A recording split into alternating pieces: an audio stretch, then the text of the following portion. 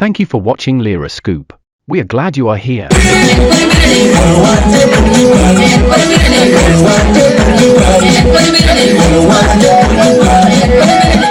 My name is Oyite Emanuel. I'm aspiring to be the NRM flag bearer for LC5 Oyam district. I am a lawyer by profession. I also studied hotel and tourism management, and I am I think a full-time leader. I'm not a part-time leader. I've been in leadership.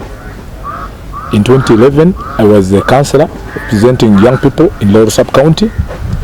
I was a guild president at the university from 2011 to 2012. I was in Iwonsa. I was director of national affairs around 2013. So I'm not a newcomer in leadership. I'm the spokesperson of Patriotic League of Uganda, Laon Sub-Region. But I am strictly interested in the leadership of Oyam district as a district chair because of certain reasons, because of a certain cause. Oyam district is, as he said earlier, is a big district. I think we have around 400,000 people. And we have around 15 sub-counties in Oyam district.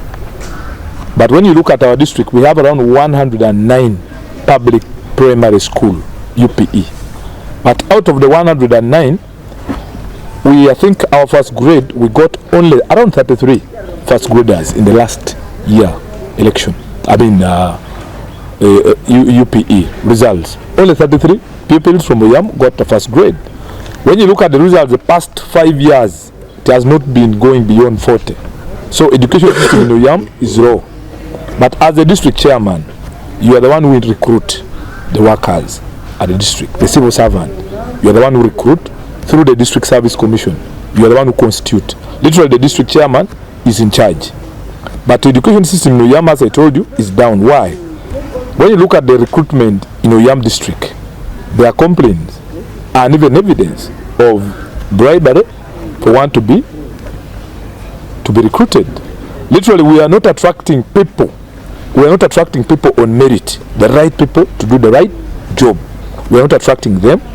We are instead attracting people with money, but who are not qualified. They're the one we are ending with in our district service.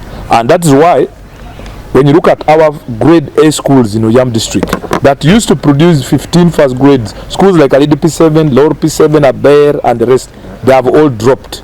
They are no longer producing the guys it used to produce earlier. Why? Because people who are there are not competent enough. And as a district chairman, for me, when I get in, I want people to get the jobs on merit, the right people. When OPO is poor, but is a competent teacher, he should have the job, rather than taking Okero, who can afford 5 million, to be recruited.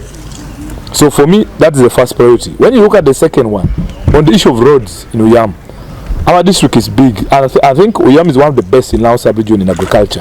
When you look at the areas like Minakuru, Aleha, Ngai, and the rest, those are areas for production, but the roads are bad. But we receive 1 billion every year road fund. This money, we even have a grade as a district.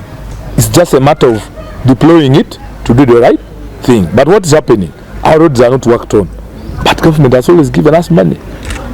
So this money is always eaten. We have corruption in the district. That one we cannot hide. That one should be faced. We need to face it heads on. When you look at the PDM money, it is being eaten by some people, the parish chief and the team, because there is no leadership. No one is supervising. The old people are being left out. They are not getting that money. The youth have been frustrated. They can't. Actually, they have lost interest because we are facing an issue in Minakuru. Someone was given 50,000, but they have given him 1 million PDM. So what is happening? The leadership is down. So we need to go and fight that. The reason why I'm going in leadership is to fight that. Because as a district chairman, my job is to deliver.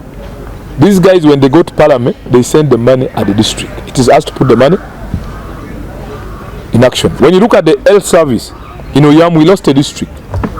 I mean, the hospital. Isino, hydropower, which is in Karoma, gave us a hospital worth $2 million. When you convert that in Uganda shilling, that should come around 7 billion. The district had agreed earlier that it should be located in Icheme sub-county. But because of politics and some people with selfish interest, we ended up with an health center 3 in Dichunyi, in Kambini. There was also another provision for building a new school, a primary school by Sino. They only renovated the school in Kambini. They didn't build a school. That money was eaten by some people, our leaders. So for me, we have a lot to do for our people in Oyam because we are selfish. By now, we would be having 3 hospitals in Lao sub-region, government. Because Lera Referral Hospital was built by the British in 1928. Apache Hospital was provided by UPC government. So this could have been the first ever government hospital built by Sino as part of the corporate social responsibility. But because of selfishness, we have lost it. It's now Health Center 3. So for me, when I get into leadership, I must work and make sure that our people, the interests of people of Oyam, should be taken care of. When you look at education, as I'm going back there, 9th and kids, I'm talking about pupils, 9th and dropout every year. And that has reflected in the crime record. When you go and check in the police, the crime record in Oyam, 45 every year is killed violently in Oyam district.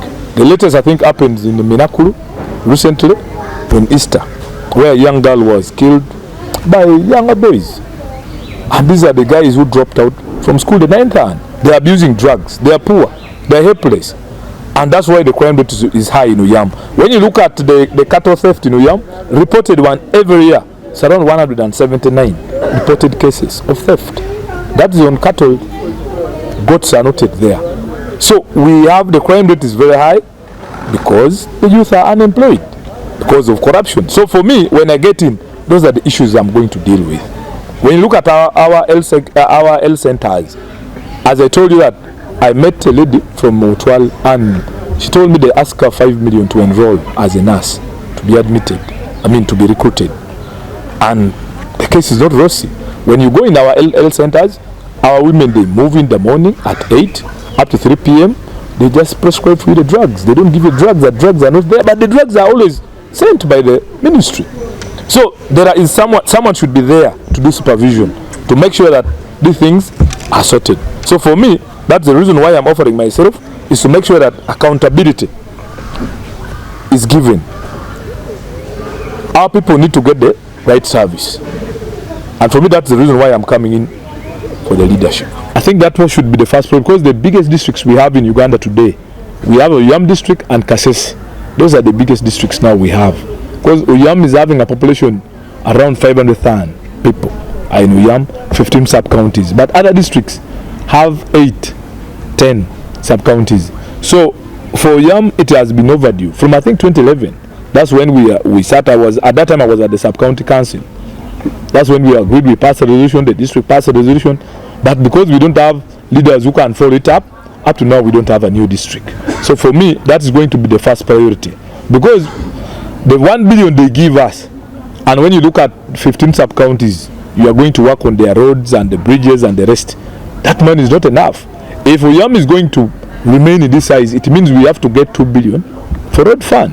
But to which government is providing standard 1 billion for every district? So for me, that's going to be the first priority. When I get elected, we need to have a better district, and the other side should remain. That's going to be my first priority.